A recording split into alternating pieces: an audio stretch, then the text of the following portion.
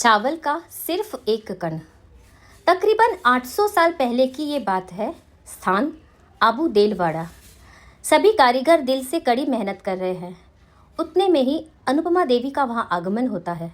सभी कारीगर खड़े हो जाते हैं। आंखों में आदर भाव है, चेहरे पर कृतज्ञता भाव है, हाथ जुड़े हुए हैं।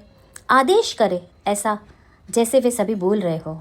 उतने में ही अनुपमा देवी ने कहा, प्रवेश द्वार के पास मेरी आकृति बनानी है।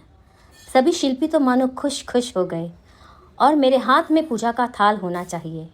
सभी शिल्पी अपनी भावधारा में और आगे बढ़े और उस थाल में सिर्फ चावल का एक दाना होना चाहिए और कुछ भी नहीं।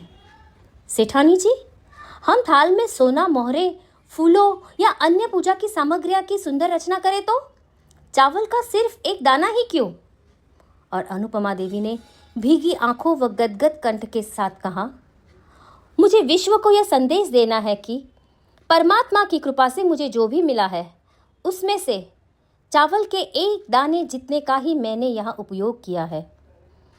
कारीगरी के दौरान पत्थर की छुरी जितना चांदी सोना देने की बात से कहीं लोग हमें बहुत ही बड़े दानेश्वरी न समझ ले, इसलिए यह बात है। अब बात हमारी है। कहाँ अनुपमा देवी का खजाना लुटाने के बाद भी सिर्फ चावल का एक कण जितना दिखाने की भावना, और कहाँ हमारी एक दाने जितना देखकर जोरों शोरों से ढिंढोरा पीटने की हमारी वृत्ति। सोचिए, हमने अपने बेटे को कितना दिया है, उसकी घोषणा क्या हमने कभी की है? बेटी को कितना देकर विदाई दी है, उसकी तख्ती हमने कहीं लगवाई है? एक विदेशी टूर कितने में हुए, उसके खर्च का बैनर हमने कहीं लगाया है? नए मकान की फाइनल कीमत कहाँ पहुँची, उसका हमें कोई बोर्ड दिखने को मिला? अगर नहीं तो जिन शासन के लिए दिया गया थोड़े से योगदान का इतना बड़ा ढिंढोरा क्यों?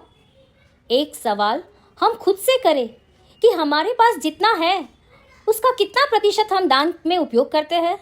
जो भी कुछ है वह जिन शासन का है उसका 5% भी हम शासन को नहीं देते हैं और ऊपर से विज्ञापन देने में कोई कसर नहीं छोड़ते। तो वास्तव में हम कहाँ हैं? थोड़ा सोचे। जिन शासन के आज के कई महत्व प्रश्नों का समाधान है अनुपमा देवी।